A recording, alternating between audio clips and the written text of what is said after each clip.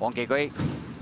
好，你一開閘嘅時候，聖托里尼快閘啊，中間淺藍衫新力都快閘啊，外邊有紅利，後邊嘅話領航破浪咧就內欄，咁啊淺藍衫嗰匹啊，出邊有知道長勝尾4連冠王啊，後邊3隻起旺區黃衫內欄尾3啊，維港激流尾二暫時殿後係金梅千歲嚟嘅。好啦，轉彎入直路啦，係威係勢有紅利咧，接嚟咗一個身位先啊，咁啊見到中間位置啦，3強追啦，運來5寶追啦，攝入邊上係新力啊，外邊追上嚟嘅馬仲係起眼光啦，最出嗰邊啊都有2隻啊，起旺區同埋連冠王啊，最後100零米啦，透出嘅馬係運來5寶啊，外邊追上嚟有起眼光，最出係連冠王喎，中間呢仲係起旺區，接近終啲外邊冚上嚟，呢隻連冠王啊，贏出呢場賽事啊，力壓埋邊嗰隻起旺區，咁啊至於第3名嘅馬呢，噏上噏落喎，起眼光就啡色衫，埋邊紅衫黃帽就運來5寶，結果今場賽事嚟咗一個大變身，嚟香港跑第2次啫喎，呢隻連冠王外邊冚晒。起旺區第2、第3呢，好近喎，埋邊啊運來5寶。